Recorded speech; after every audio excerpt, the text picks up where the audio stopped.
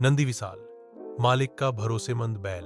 बहुत समय पहले एक ब्राह्मण को उपहार स्वरूप मिला एक नन्हा बछड़ा, जिसका नाम रख दिया गया नंदी विशाल। बचपन से ही तेज, तर्रार, बुद्धिमान और स्वामी भक्ति से परिपूर्ण नंदी विशाल को ब्राह्मण ने बड़े प्यार से पाला पोसा। हिंदी साहित्य दर्पण इन जैसे जैसे वह बड़ा हुआ, उसमें और मजबूत होने के साथ साथ एक गहरा लगाव भी उभरा अपने स्वामी के प्रति।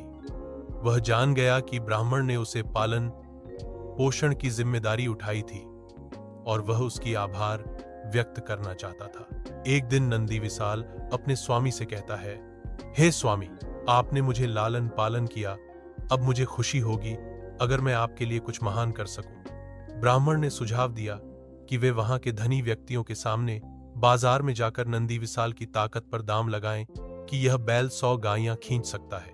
हिंदी साहित्य दर्पण इन ब्राह्मण ने यह दाम रखा, लेकिन जब गाड़ी जुड़ी गई तो उससे कहा गया, चलो खींचो।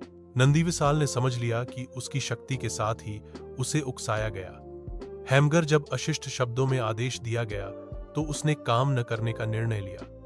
वह चुपचाप वहीं बैठ गया। ब्राह्मण शर्मिंदा हुआ क्योंकि उसने उसे अपमानित किया था और दांव हार गया। गम और पछतावे में वह घर लौटा।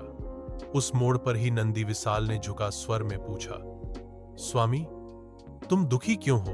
ब्राह्मण ने अपनी बात बताई और बैल ने उसे समझाया कि घमंड और अपमान से कुछ नहीं होता, सम्मान और उचित भाषा से ही परिणाम मिलते हैं। दूसरे दिन उन्होंने उसी दांव को फिर से रखा, लेकिन इस बार स्नेह और आदर के साथ, मेरे प्यारे बैल, इस चुनौती को स्वीकार करो। पुकार सुनकर नंदी विशाल ने पूरे मनोयोग से 100 गाड़ियों को खींच लिया और दांव जीता। ब्राह्मण ने सीखा कि शक्ति हो या श्रम, आदर और प्यार के साथ उसे घटाना नहीं चाहिए। और नंदी विशाल, उसने दिखा दिया कि वफादारी, आदर और मेहनत में कितनी ताकत होती है।